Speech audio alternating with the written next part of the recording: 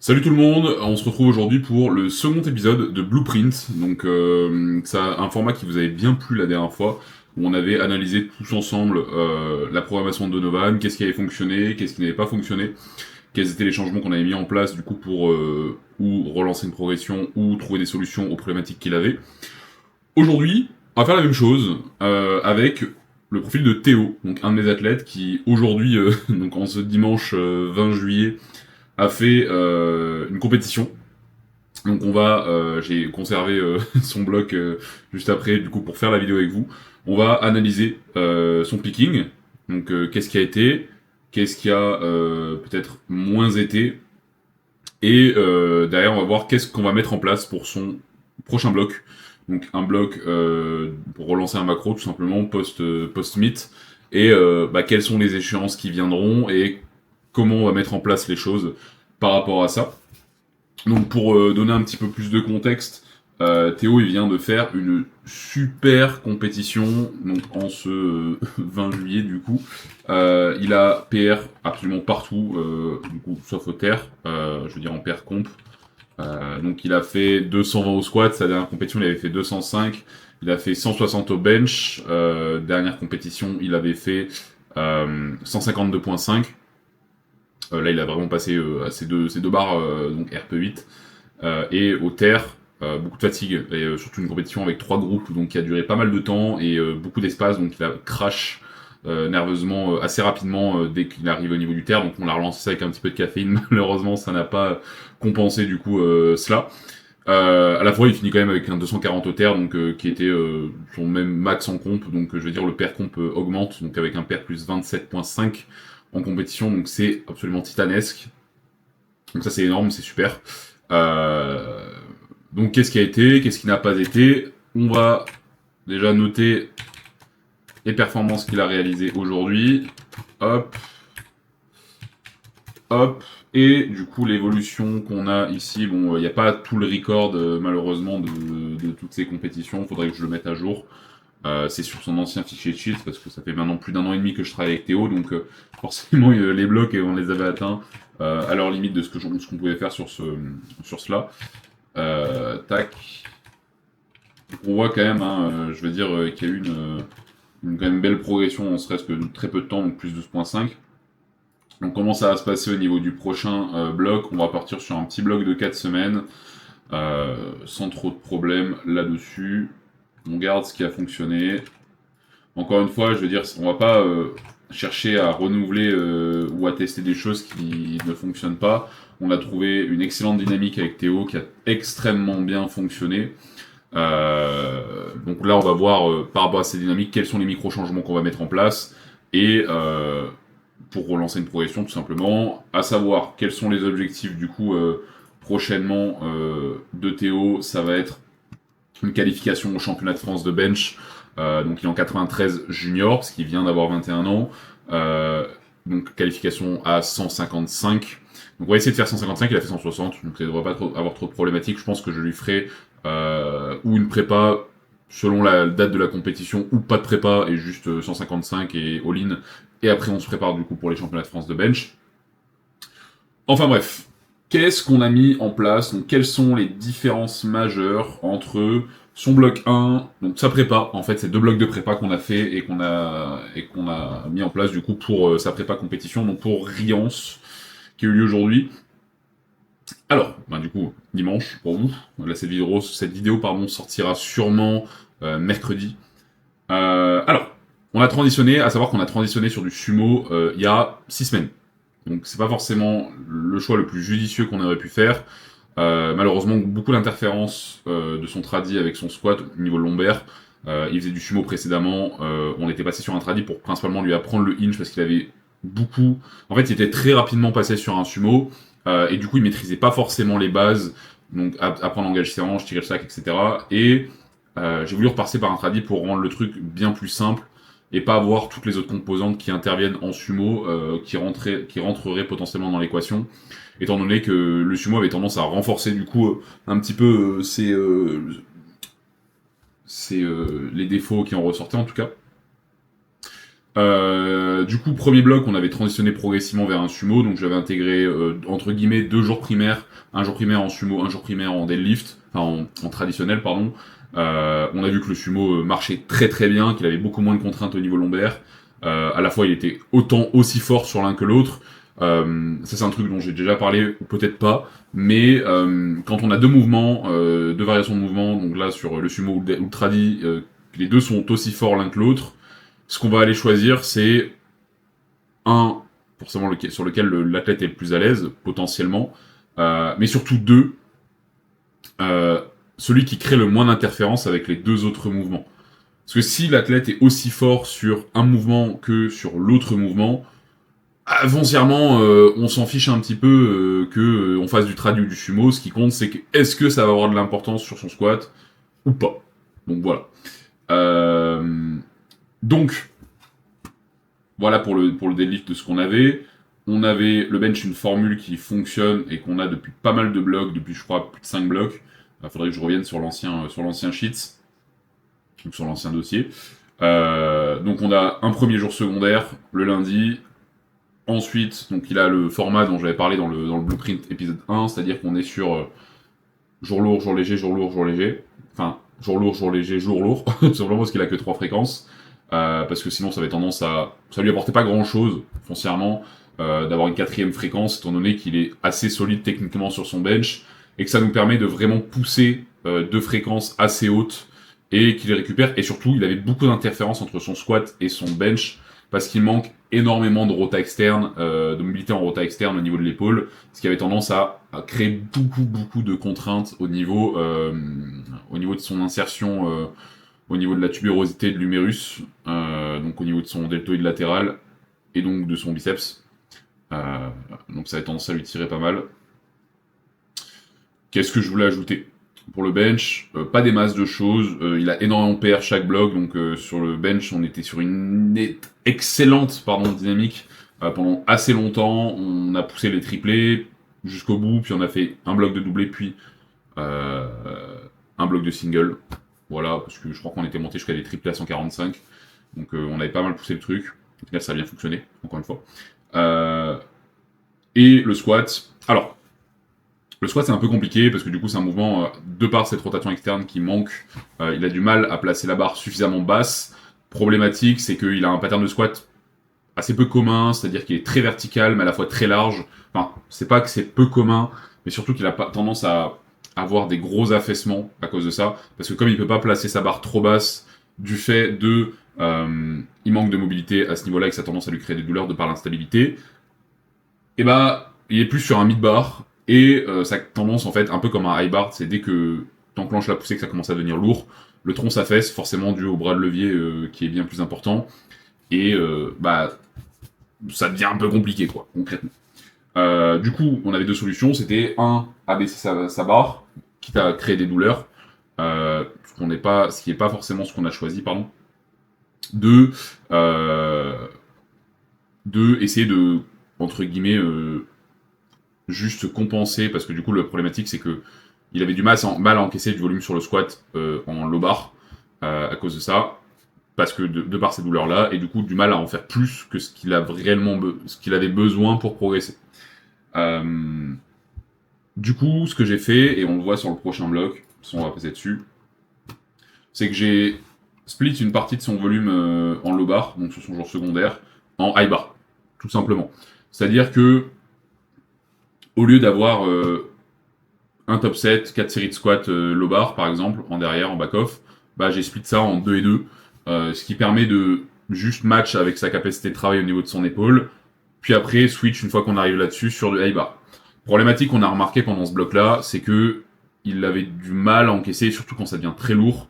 Il progresse très bien quand c'est très lourd sur son jour secondaire. Problématique, c'est qu'il a du mal à encaisser, et du coup, ce qu'on va faire sur ce nouveau bloc, sur ce nouveau macro, c'est qu'on va tester 3 fréquences de squat.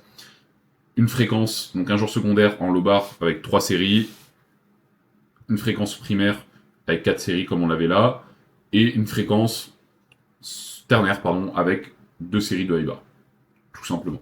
Ce qui nous ramène avec un total de 9 séries hebdo. On va juste diminuer l'intensité, donc ça va permettre de deload correctement. et on va sûrement baisser juste d'une série, mais foncièrement c'est tout. On va garder quand même relativement la même organisation. Donc après, comment on va tourner ça? C'est juste que sur le vendredi, donc là ils s'entraînent mercredi, samedi, enfin mardi, mercredi, vendredi, samedi. Donc on va juste venir ou intégrer le vendredi, du coup entre les deux, son squat high bar, ce qui pourrait être une bonne chose, ou tout simplement le mardi en post squat primaire. Pourquoi on s'en fiche?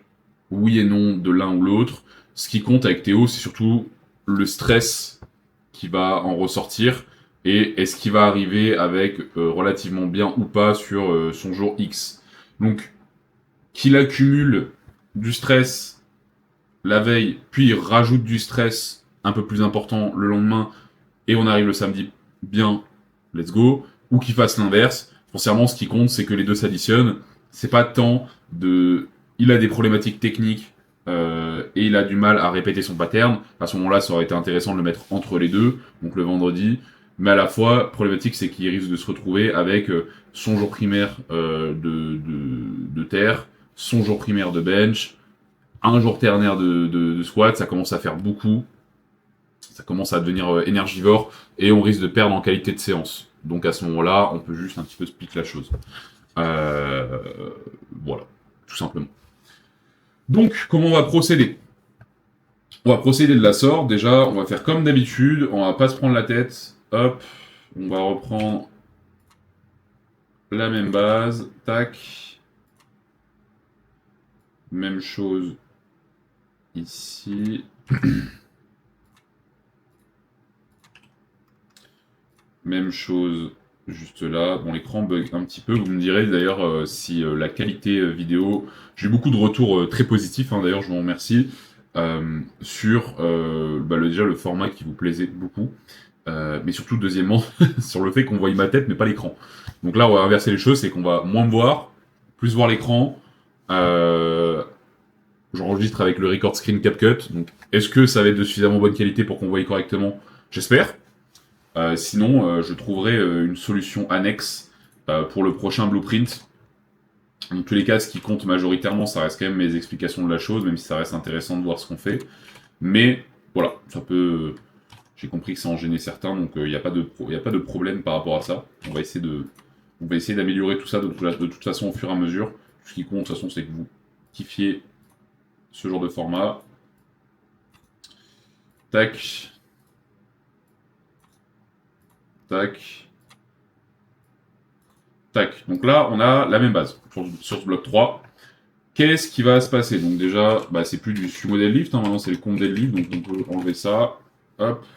Pas qu'on change, hein, c'est juste que, vu que le sumo est passé en comp, j'ai plus forcément besoin de préciser qu'il passe en sumo.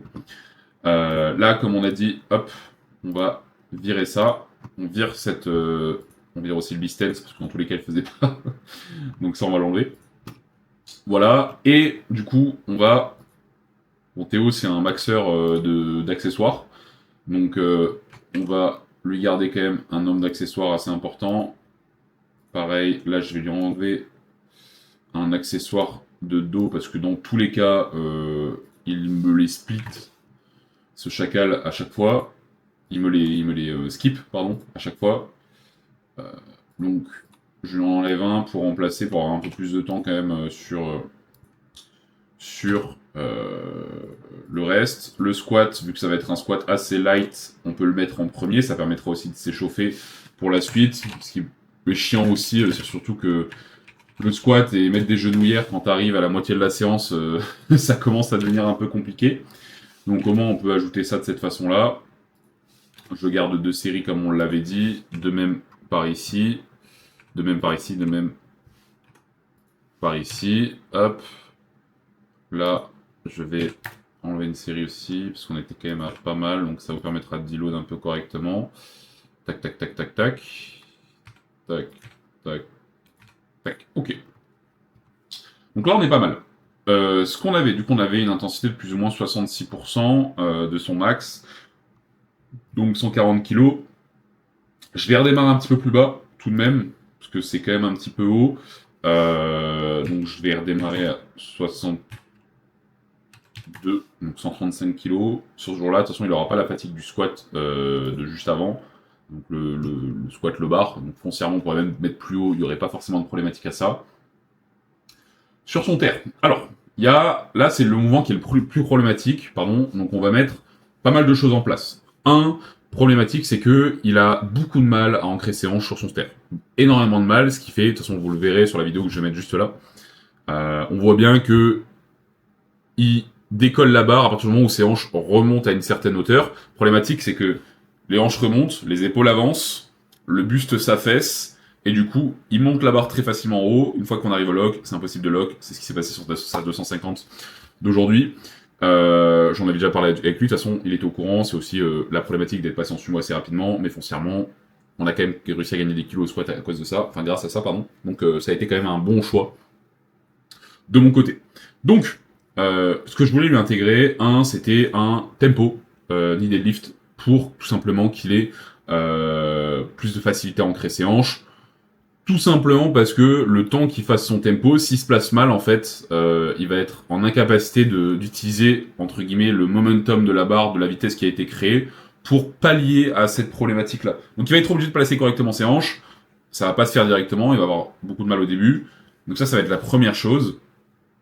On a aussi la possibilité de mettre un pause assez long, donc style un 2-3 CT pause. Du coup en top 7 par exemple, ça pourrait être une bonne idée. Mais à la fois, je vais intégrer premièrement ce tempo, on va voir est-ce que c'est quelque chose qui fonctionne ou pas, est-ce que ça va régler ce problème ou pas.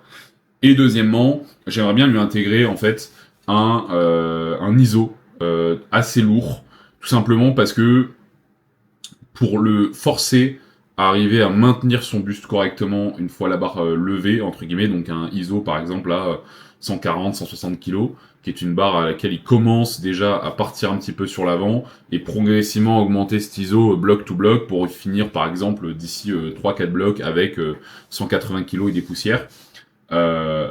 Et ça va le permettre en fait que s'il se place mal sur son ISO, un peu comme sur le tempo, comme sur le pause, il aura du mal en fait à faire un ISO de qualité et à maintenir son buste correctement et à exploiter cet ISO là. Donc ce qu'on va faire, c'est qu'on va le mettre en place et que dans tous les cas, ça va lui permettre aussi de mieux repérer quelle est la position de ses hanches qu'il va devoir adopter par rapport à ça.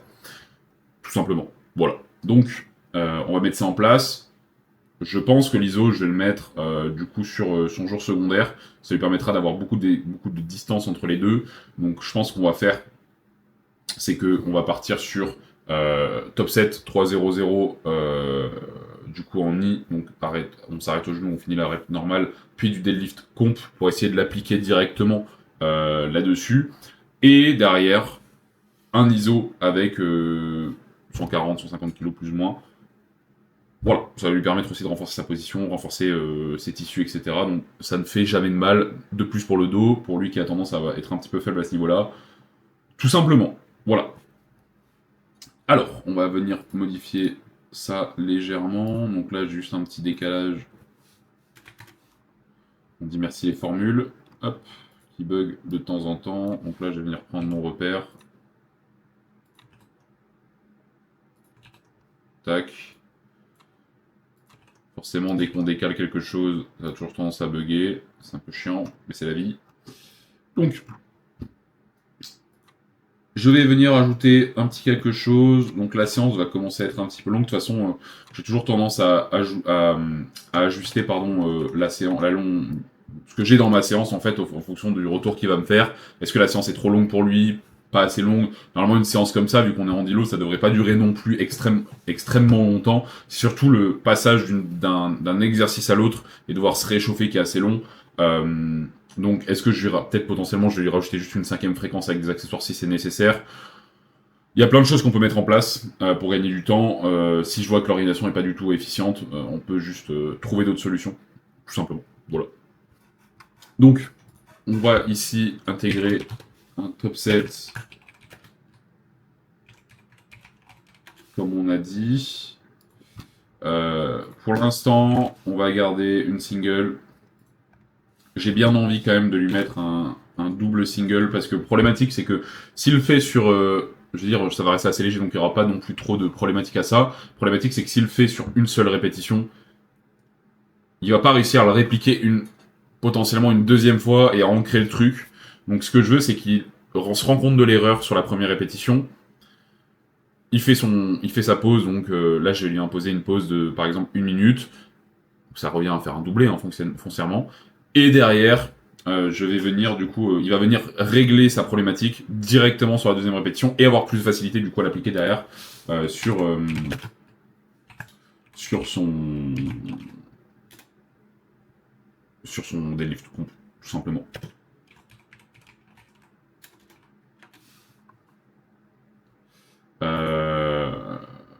Donc voilà. Alors ici de même c'est toujours la même chose. On va baisser un petit peu la charge. Hop. Voilà, ça me trigger un petit peu comme toujours. Ici on va mettre un iso yielding du coup 30 secondes. On va mettre en charge un joli 140, donc c'est 58%. Et ici, ce qu'on va venir faire, on va donc, ça fait un peu haut, on va rester assez, le but c'est pas non plus de démarrer extrêmement haut, donc on va démarrer à 180, on va s'en sortir, et ici, en vrai, on est plutôt pas mal, je trouve. En termes d'intensité, 70%, c'était de base vraiment très léger. Vu qu'on a eu un bloc de 6 semaines, on a poussé le truc jusqu'à 200 sur le même format. C'était même très facile à la fin. Donc, foncièrement, je vais juste peut-être descendre un petit peu plus bas, histoire de récupérer correctement, désentraîner un petit peu l'athlète de façon post-comp. C'est vraiment pas quelque chose de mauvais. Ça permet aussi à l'athlète de récupérer, de décompresser, de faire vraiment quelque chose de très simple et de passer à autre chose mentalement. Donc ça, c'est une chose déjà. Hop, hop, hop. Ici, c'est très simple. C'est qu'on va relancer les petits formats parce que ça fonctionnait bien. Tac, tac, tac. De même, toujours même chose. On avait démarré le bloc dernier, triplé, hop, hop, hop, à 120. Là, on repart sur les 5 tuplés. Je vais relancer. C'est un truc qui marche bien sur son secondaire. Je fais 5 tuplés, je l'exploite. Une fois que je l'ai exploité, 4 quadruplés, je l'exploite. Une fois que je l'ai exploité, triplé, je l'exploite. Je descends jamais en dessous parce que j'ai pas envie qu'il y ait une interférence et que ça s'interfère en fait avec le niveau de forme sur le jour primaire. Parce que si j'en pousse un, il a tendance le niveau de stress a tendance à se retourner et à faire en sorte que son jour secondaire soit toujours plus fort, etc. Enfin bref, ça commence à devenir un petit peu micmac. Je vais descendre un petit peu plus bas en termes de volume dessus et je vais le monter d'une semaine à l'autre. Donc on va faire semaine 1, 3, semaine 2, 4, semaine 3, 5. Encore une fois, pour le désentraîner un petit peu, remonter progressivement parce qu'on était à un top 7, 6 séries de back-off sur le bloc dernier. Donc, était un bloc entre guillemets de prépa, de pic. Donc, c'est pas choquant non plus. Qu'est-ce que je voulais ajouter? Je me perds un peu dans mes pensées. Parce que c'est compliqué un petit peu de faire, d'expliquer ce qu'on fait, pourquoi on le fait, etc. Donc, où est-ce que j'en étais? Donc voilà, de toute façon il a beaucoup de séries, enfin tout dépend de ce qu'on appelle beaucoup de séries, parce qu'il se retrouve quand même avec pas tant que ça, il a que 18 séries, c'est pas non plus titanesque. Donc on est obligé de stacker pas mal de volume sur peu de séances, donc il se retrouve avec des fois 7 séries, 8 séries sur certains jours, ça c'est rare mais ça peut arriver. Donc voilà, tout simplement. Donc là je vais peut-être juste pousser le truc un petit peu plus haut quand même, parce que il en est capable, et là je relance pareil. Une petite dynamique assez sympa. On a quand même pas mal de proximité. Le but, c'est pas non plus d'avoir un top 7 extrêmement lourd et des back-off extrêmement bas. On a toujours eu pas mal de proximité entre les deux. Comme on peut le voir, triplé, quadruplé, on a que 5 kg d'écart à chaque fois. Ça fonctionne bien. Il n'a pas trop de drop de performance là-dessus. Hormis passer un certain cap de série, tout simplement. Donc là, on est plutôt pas mal, je trouve. On finit du coup le bloc avec un I-bar à 147. Sans trop de problèmes, je vais peut-être même démarrer un petit peu plus bas parce que ça fait. Le but, c'est pas non plus de se la buter dessus. En tout cas, de laisser pas mal de marge pour la suite. C'est ça qui est intéressant aussi. Tac, tac, 135, 62, 64, 66, c'est pas mal.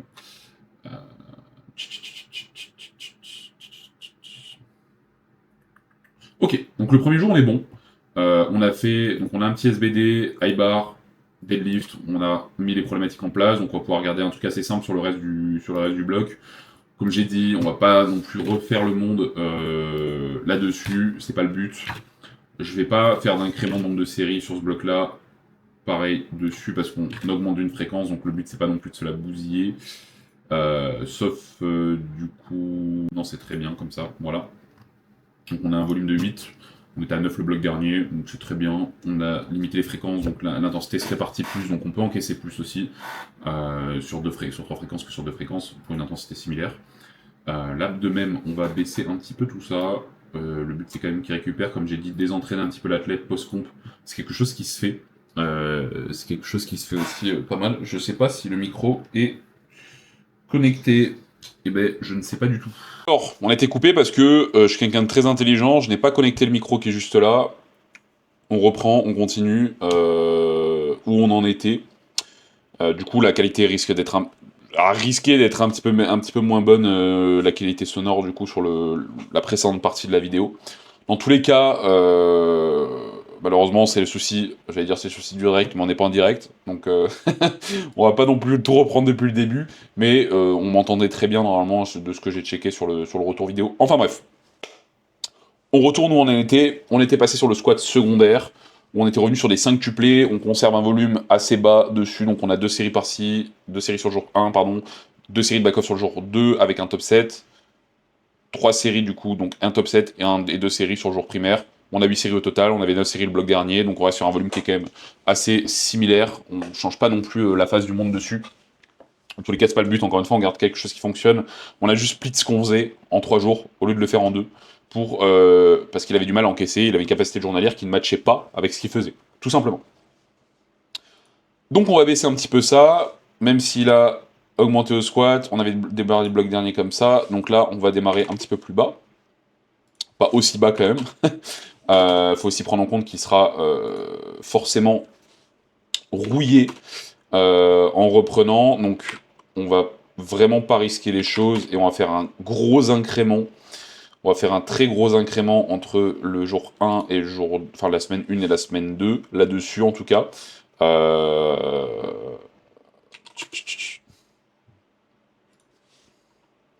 Donc faut pas s'étonner s'il y a beaucoup de proximité entre les deux.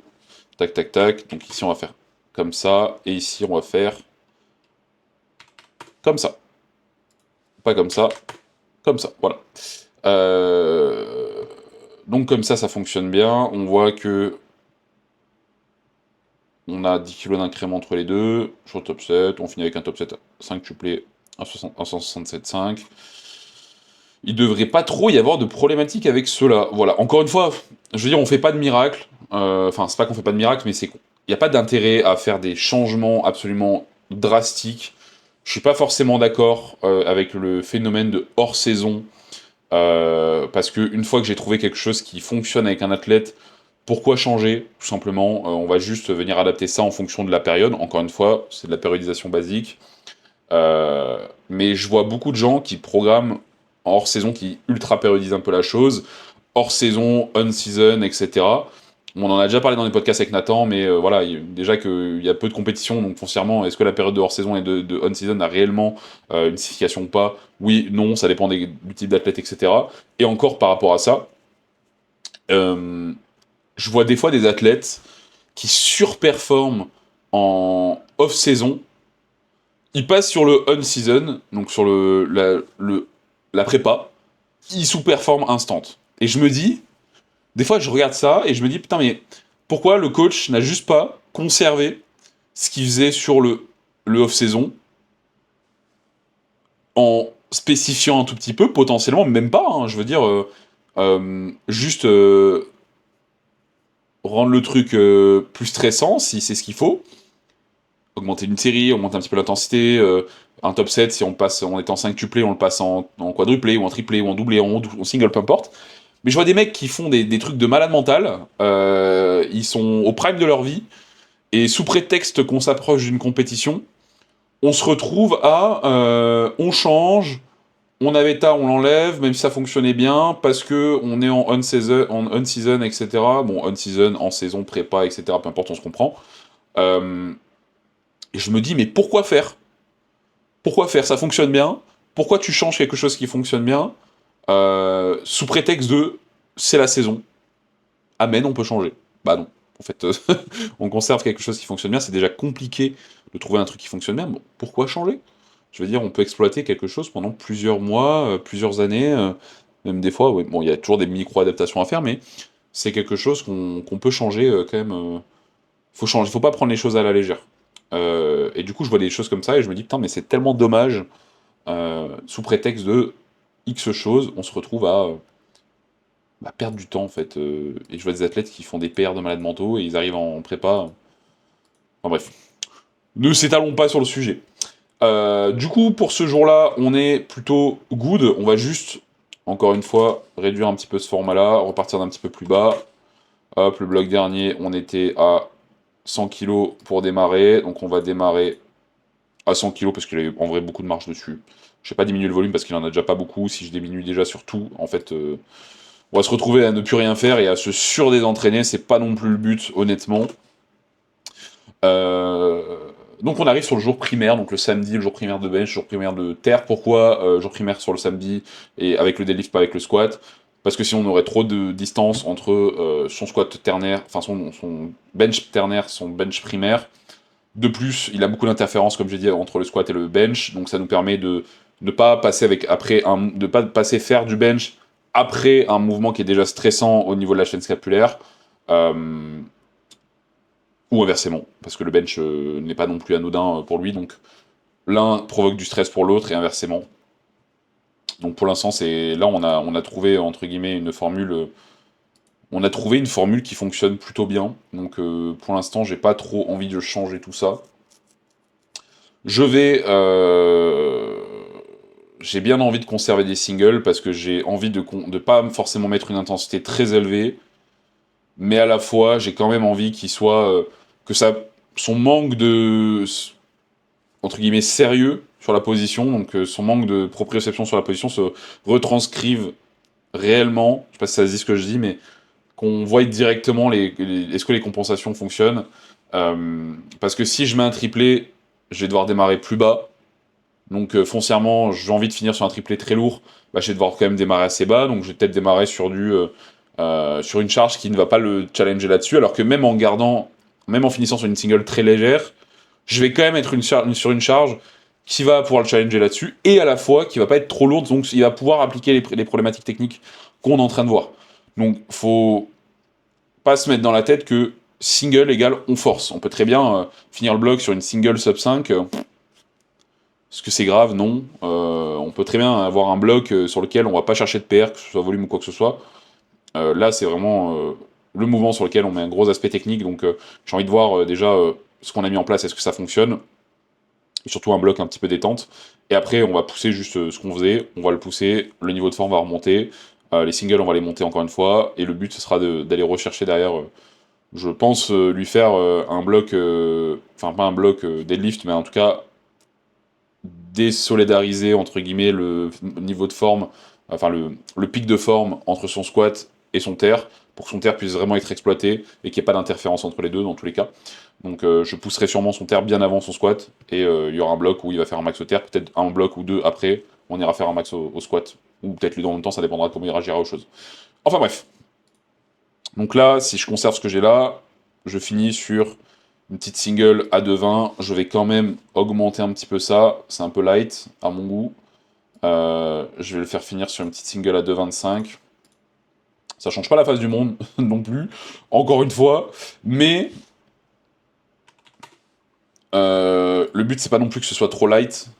Faut quand même que ça serve à quelque chose. Comme j'ai dit, il faut quand même qu'il finisse assez haut. 2,25, ça commence à être une charge sur laquelle il a tendance à commencer à avoir des problématiques techniques. Là, de même, quand on compare avec le bloc dernier, bah oui, forcément, si je ne matche pas, si je ne matche pas ça, ça va pas fonctionner. Hop, hop, hop, ok. On est bon. Hop, et hop. On va par contre garder des back-off assez lourds, parce que même si on a une single qui est pas très lourde, bah le but c'est quand même de progresser. Donc il faut garder quand même une bonne exposition là-dessus. Bon, il avait 6 semaines, il avait fini sur un 4x2 220 qui avait bien bougé, bon, qui était quand même très dur, on va pas se mytho, mais qui avait quand même très bien bougé. Donc là, on va essayer de finir sur un petit format assez similaire. On va quand même baisser un petit peu le volume d'entraînement dessus, histoire de récupérer sur ce bloc-là.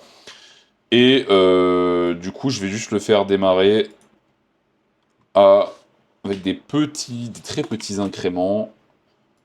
Encore une fois, tout dépend ce qu'on appelle petit. 83, et ici on va mettre 84. Donc on a un incrément de 2,5 par semaine, ce qui fait qu'on démarre pas trop bas, mais on finit pas trop haut non plus. Donc ça permet de rester dans cette marge qui est la marge où ça le challenge, pardon. Euh, donc ça c'est la première chose. Ici, pour le bench, on avait quelque chose qui fonctionnait extrêmement bien. Euh, donc on avait pousser les triplés, etc. assez haut. Donc là, je vais conserver la même chose. Je ne vais pas changer. Là, pareil, je vais relancer un petit format là-dessus. J'aimerais bien qu'on finisse, qu'on pousse, voilà, on s'en sort. J'aimerais bien finir le bloc sur un triplé à 140. Le bloc d'après, un triplé à 145, entre 145 et 150. Voir si on a encore de la marge. Si on a encore de la marge, je pousse encore le truc jusqu'à finir sur un triplé RP10, encore peut-être sur un bloc. En sachant que dans tous les cas, normalement, décembre, on fait une compétition. Donc on a quand même encore grand maximum 20 semaines. 20 semaines divisé par 4, si on fait des blocs de 4 semaines, ça fait quand même 5 blocs. Donc j'ai même le moyen de pousser 2 blocs de triplé, 2 blocs de doublé, un bloc de single. Après, foncièrement, encore une fois, ce qu'on a fait là, ça fonctionnait très bien. Donc je vais reprendre juste la même formule. Euh, Encore une fois, il n'y a pas besoin de chercher à faire des fioritures. On reste, encore une fois, sur quelque chose qui fonctionne très bien. Et on le réplique. Il ne faut pas chercher de midi à 14h. Forcément, on sera plus bas que le bloc dernier. 125, 120, hop hop hop. Là, je vais juste faire un plus gros incrément. On va incrémenter plus agressivement d'une semaine à l'autre. Hop, pour finir du coup sur un truc un peu plus intéressant. Et comme j'avais dit, finir sur 140. Donc 3% d'incrément sur les top 7. Sur les back-off, on reste sur quelque chose d'assez cohérent. Je vais juste, du coup, hop, ici, faire un incrément de 3% entre semaine 1 et semaine 2 pour qu'il finisse à 130. 4%. Mais là, c'est parce que j'aurais juste dû démarrer plus haut, en fait. Hop. Voilà. Et du coup, on finit à 130... bah non, pas 132,5, en fait. Donc voilà. Là, on est bien, on évolue bien. Les accessoires fonctionnaient très bien. Il est déjà assez balèze, honnêtement. Donc, il n'y a pas besoin d'avoir énormément de muscu. Il veut avoir des gros bras. J'ai mis des gros bras. Le HP l'aide pas mal au niveau de ses trapèzes. Le butterfly permet de rajouter quand même un petit peu de pump au niveau des pecs. Euh, et surtout que les bras l'aident aussi à travailler les bras, l'aident aussi à envoyer beaucoup de sang, donc vasculariser énormément la zone. Euh, et donc, pour ces douleurs, ça l'aide beaucoup. Tout simplement, donc on a eu le travail spécifique par rapport à sa mobilité et orientation externe avec du pale rail squat, un Y2W, des échauffements spécifiques. Sur le dimanche, on a élévation latérale en plus, extension de triceps poulie, extension de triceps poulie avec des AMRAP parce qu'il a envie de pump. Parce qu'encore une fois, c'est un maxeur des accessoires qui va l'empêcher d'avoir 50 cm de tour de bras. On se demande. Et donc on finit avec ce jour-là où on va aller chercher des triplés, tout simplement parce que pourquoi pas, il n'y a pas forcément d'objectif technique particulier là-dessus. Là, j'aimerais bien aller pousser le triplé pas mal. Ça permet aussi de limiter la charge absolue et donc encore une fois de prioriser un petit peu le terre en termes de charge et de ne pas avoir trop d'interférences entre les deux et que les charges ne soient pas trop lourdes encore une fois et que son bras puisse récupérer. Parce que je pourrais très bien lui laisser les singles faire la même chose que sur le terre. Est-ce que ce serait réellement intéressant? Je pense pas. Donc voilà, ça c'est première chose. Pareil, problème de police en hauteur. Hop. Et alors, on va commencer comme ça, on commence assez bas et on va finir. Donc on va faire des incréments de 3% d'une semaine à l'autre, donc ça nous permet de pas faire des incréments trop importants non plus. On finit tout de même sur un bon triplé à 195. C'est pas son meilleur triplé c'est un 200, c'est 200. c'est 200.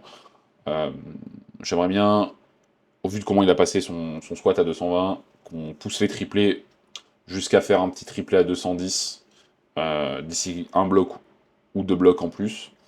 Euh, euh, Peut-être même le bloc prochain. Encore une fois, tout dépend de comment il réagira un petit peu à cette, à cette façon dont on a mis en place les choses. Et juste ici, on va deload un petit peu. Donc on avait fait 165 le bloc dernier. On va redémarrer un petit peu plus bas. Voilà, on finit à 172. Le bloc est terminé. Euh, je sais pas si vous avez des questions. Je sais pas si... Je me suis peut-être un peu plus éparpillé que la dernière fois. En même temps, il est 22 h. Parce que du coup, je vais en lâcher chargé, on rentrait compétition, etc. Je voulais garder cette programmation-là à faire à ce moment-là pour voir en fonction de comment ça se passait pendant la compétition. Donc là, on a pu voir du coup un post-comp, donc relancement de macro. La dernière fois, on avait vu du coup comment ça se passe quand on fait, quand tout se passe bien et qu'on a juste des micro-adaptations à faire. Euh, voilà, si vous avez des profils que vous aimeriez bien qu'on aborde, je pense faire la prochaine fois étudier un profil que j'ai en réhab, qui était en incapacité de faire ne serait-ce que 70 kilos et que au final, bah, maintenant fonctionne très bien. Donc voilà, j'ai pas, je pense avoir tout vu. Donc voilà, si ça vous a plu, n'hésitez pas à vous abonner, lâcher un like, venir me dire directement ou en commentaire ou en message privé que si ça vous a plu ou pas. Si jamais vous êtes intéressé pour en savoir plus, vous avez des questions par rapport à ce que j'ai fait, encore une fois, DM, je répondrai avec plaisir, volontiers. Et si jamais vous êtes intéressé par un coaching parce que vous appréciez la manière dont je travaille, n'hésitez pas à m'envoyer un message de même ou passer directement par le site internet. De toute façon, tout est en description. Tout est sur notre site, enfin tout est sur notre compte Instagram, encore une fois. Vous avez des questions par rapport à quoi que ce soit, restez branchés parce qu'il y a quelque chose qui arrive assez rapidement, donc normalement d'ici 1 ou 2 semaines, qui pourra en intéresser certains. Euh, voilà, si par contre, petite annonce en plus, top secret, enfin top secret oui, oui et non, pas réellement. Si jamais la programmation c'est quelque chose qui vous intéresse, le coaching en général c'est quelque chose qui vous intéresse, de même, restez branchés, il y a quelque chose qui arrive pour la rentrée en septembre, quelque chose qu'on prépare depuis très longtemps, qu'on a déjà lancé depuis maintenant un peu plus d'1 mois, euh, qui a permis d'aider pas mal de personnes. Donc voilà, à bientôt.